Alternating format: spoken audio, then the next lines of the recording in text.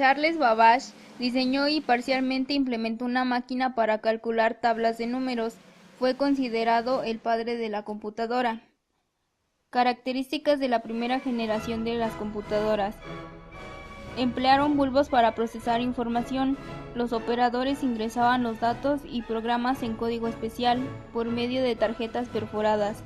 El almacenamiento interno se lograba con un tambor que giraba rápidamente, sobre el cual un dispositivo de lectura colocaba marcas magnéticas.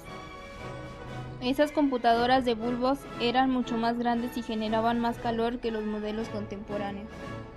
La segunda generación de las computadoras reemplazó las válvulas de vacío por los transistores. Por eso las computadoras de esta generación son más pequeñas y consumen menos electricidad que las de la anterior. Las características más relevantes de la computadora de la segunda generación son: estaban hechas con la electrónica de transistores, se programaban con un lenguaje de alto nivel y se construye el ordenador ENIAC de grandes dimensiones. Tercera generación. En 1964, IBM anunció el primer grupo de máquinas construidas con circuitos integrados, que recibió el nombre de serie Edgar.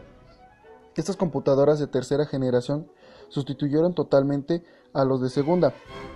Introducieron una nueva forma de programar que aún se mantiene en las grandes computadoras actuales. Esto es lo que ocurrió en 1964 a 1971, que comprende de la tercera generación de computadoras. Menor consumo de energía eléctrica. Apreciable reducción del espacio que ocupa el aparato. Aumento de fiabilidad y flexibilidad. Renovación de periféricos. Cuarta generación de computadoras. La denominada cuarta generación, en 1971 a 1981, es el producto de la miniaturización de los circuitos electrónicos. El tamaño reducido del microprocesador de chips hizo posible la creación de las computadoras personales. Quinta generación, 1982-1989. La creación en el 82 de la primera supercomputadora con capacidad de proceso paralelo, diseñado por Sigmund Cray, quien ya experimentaba desde el 68 con supercomputadoras y que funda en el 76 la Cray Raytheon Inc. Las computadoras de esta generación contienen una gran cantidad de microprocesadores trabajando en paralelo y pueden reconocer voz e imágenes. Los componentes de los microprocesadores actuales utilizan tecnologías de alta y ultra integración denominados VLSI y ULSI. Otro factor fundamental fue el diseño, la capacidad de las computadoras para reconocer patrones y secuencias de procesos que hayan encontrado previamente. Programación heurística, que permite a la computadora recordar resultados previos e incluidos en el procesamiento. En esencia, la computadora aprenderá a partir de su propia experiencia y usará datos originales para obtener la respuesta por medio de razonamiento y conservará esos resultados para posteriormente tareas de procesamiento y toma de decisiones. Sexta generación, 1990 hasta la fecha. Las computadoras de esta generación cuentan con arquitectura combinada, paralelo y vectorial, con cientos de microprocesadores vectoriales trabajando al mismo tiempo. Se han creado computadoras capaces de realizar más de 1 millones de operaciones aritméticas de punto flotante por segundo. Las redes de área mundial, WAN, LAN, seguirán creciendo desorbitadamente utilizando medios de comunicación a través de fibras ópticas y de satélite, con anchos de banda impresionantes. Las tecnologías de esta generación ya han sido desarrolladas e están en proceso. Algunas de ellas son inteligencia artificial distribuida, teoría del caos, sistemas difusos, holografía, transistores ópticos, etc.